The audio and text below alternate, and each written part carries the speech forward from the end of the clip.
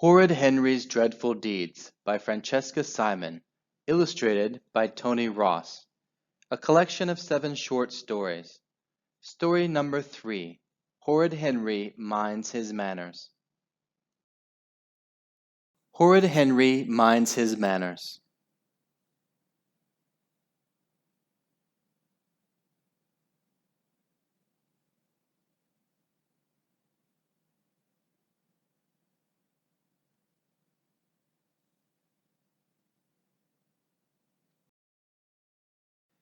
Henry and Peter, you've got mail, said Mum.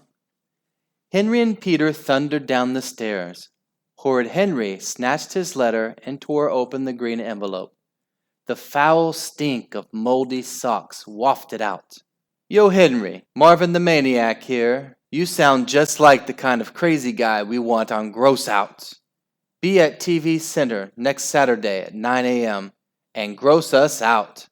It's a live broadcast, so anything can happen. Marvin.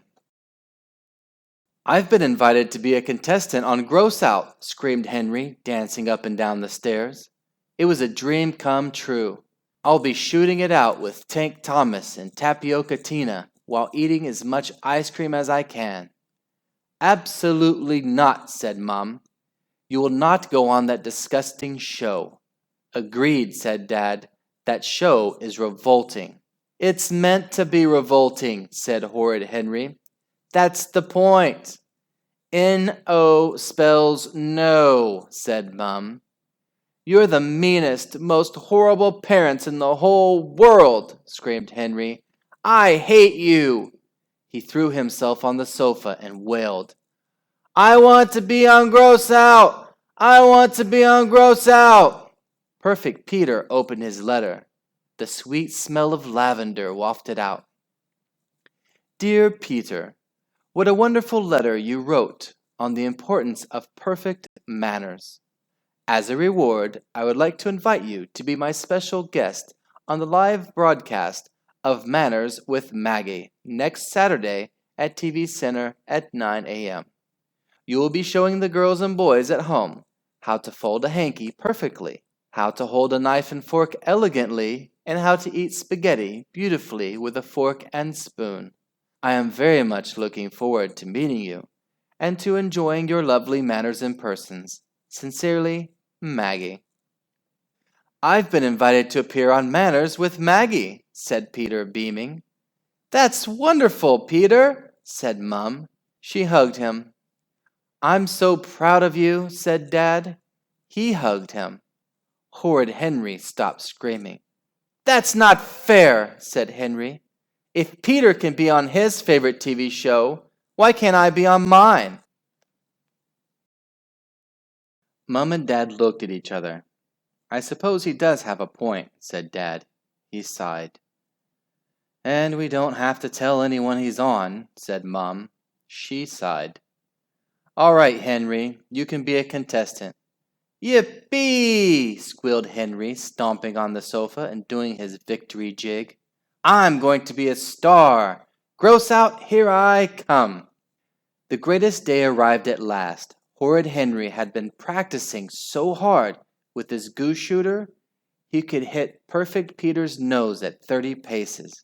He'd also been practicing shoveling ice cream into his mouth as fast as he could until Mom caught him.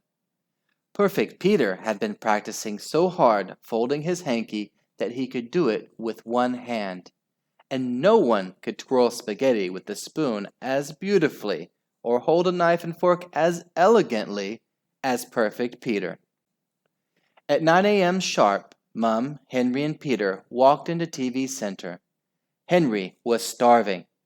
He had skipped breakfast to have more room for all the ice cream he'd be gobbling. Horrid Henry wore old jeans and dirty trainers.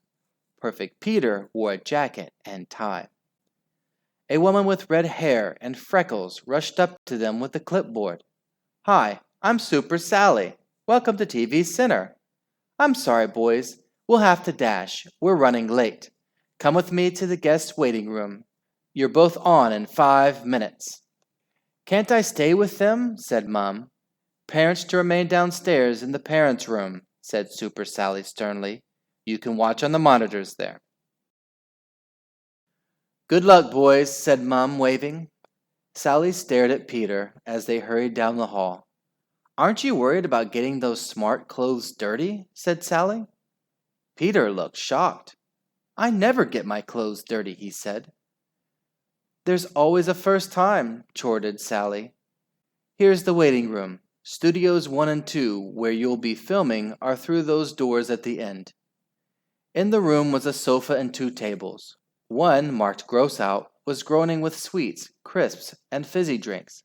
The second, labeled Manners with Maggie, was laid with the crisp white cloth. A few dainty vegetables were displayed on a china plate. Horrid Henry suddenly felt nervous. Today was his day to be a TV star. Had he practiced enough? And he was so hungry his stomach tightened. I need a wee, said Horrid Henry. Toilet's next door, said Super Sally. Be quick, you're on in 1 minute. Perfect Peter didn't feel in the least nervous. Practice made perfect, and he knew he was. What disgusting food, he thought, wandering over to the gross-out table. A man wearing combat fatigues dashed into the room. Ah, there you are, he boomed. Come along, it's your big moment. I'm ready, said Peter, waving his handkerchief. The man pushed him through the door marked Stage 1. Henry returned. A lady in high heels and a pearl necklace poked her head round the door. You're on, dear, said the lady. Goodness, you look a little untidy. Never mind, can't be helped. And she ushered Henry through the door marked Stage 2. Henry found himself on a brightly lit stage. He blinked in the brilliant lights. Let's give a warm welcome to today's guest, cried a voice. A female voice. The studio audience exploded in applause. Henry froze. Who was that woman? Where was Marvin the Maniac? Something's wrong, he thought. This was not the set of Gross Out. It was a pink and yellow kitchen. Yet it looked vaguely familiar. Meanwhile, on Stage 1, Perfect Peter shrank back in horror as 2 gigantic children, carrying goose shooters and massive bowls of ice cream, advanced towards him. A presenter, laughing like a hyena, egged them on. You're not Maggie, said Peter, and I don't know how to use a... Get him, guys, squealed Marvin the Maniac. Help! Shrieked Peter. Back on Stage 2, Henry suddenly realized where he was. Now don't be shy, darling, said the presenter, walking quickly to Henry and taking him firmly by the hand. Peter's here to show us how to fold a hanky and how to eat beautifully. It was Maggie, from Manners with Maggie. What could Henry do? He was on live TV. If he screamed, there'd been a terrible mistake that would ruin the show. And hadn't he heard that the show must go on? Even a dreadful show like Manners with Maggie. Henry strolled onto center stage, smiling and bowing. Now Peter will show us the perfect way to fold a hanky. Horrid Henry felt a sneeze coming. Achoo! He sneezed. Then he wiped his nose on his sleeve. The audience giggled. Maggie looked stunned. The hanky, she prompted. Oh, yeah, said Henry, feeling in his pockets. He removed a few crumpled wads of ancient tissue. Here, use mine, said Maggie smoothly. Henry took the beautifully embroidered square of silk cloth and crunched it into a ball. Then he stuffed it into his pocket. Nothing to it, said Henry.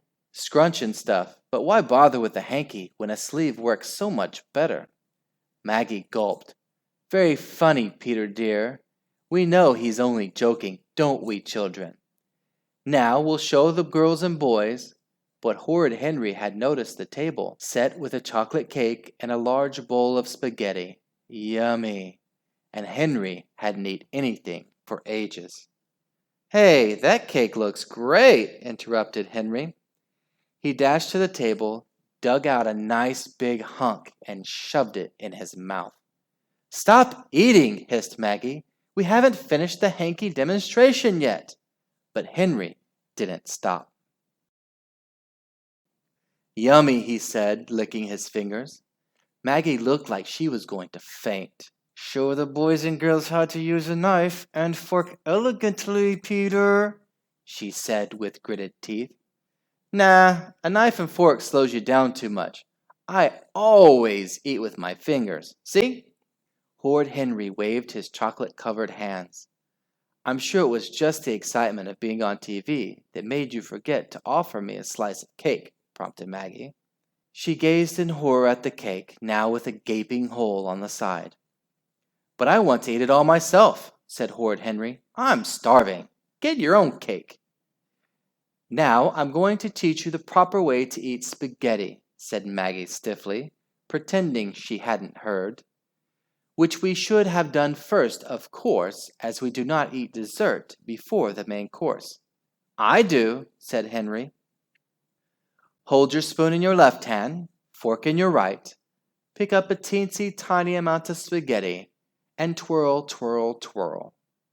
Let's see if my little helper can do it. I'm sure he's been practicing at home. Course, lied Henry. How hard could it be to twirl spaghetti?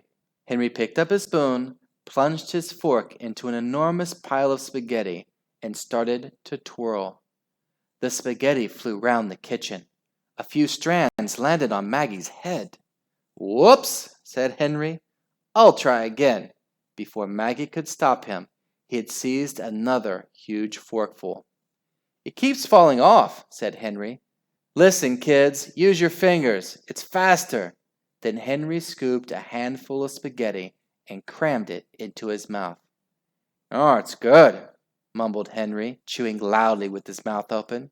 Stop, stop, said Maggie. Her voice rose to a polite scream. What's wrong? Said Henry, trailing great strings of spaghetti out of his mouth. Suddenly, Henry heard a high-pitched howl. Then Perfect Peter burst onto the set, covered in green goo, followed by whooping children waving goo shooters. Maggie, save me! Shrieked Peter, dropping his shooter and hurling himself into her arms. They're trying to make me eat between meals. Get away from me, you horrible child, screamed Maggie. It was the goo shooter gang at last. Better late than never, thought Henry. Yee-haw! Henry snatched Peter's goo shooter, jumped onto the table, and sprayed Tapioca Tina, Tank Thomas, and most of the audience. Gleefully, they returned fire. Henry took a step back and stepped into the spaghetti. Splat! Help! Screamed Maggie, green goo and spaghetti dripping from her face. Help! Screamed Peter, green goo and spaghetti dripping from his hair. Cut! Shouted the director. Horrid Henry was lying on the comfy black chair, flicking channels. Sadly, Manners with Maggie was no longer on TV, since Maggie had been dragged screaming off the set. Mischief with Mildred would be on soon. Henry thought he'd give it a try.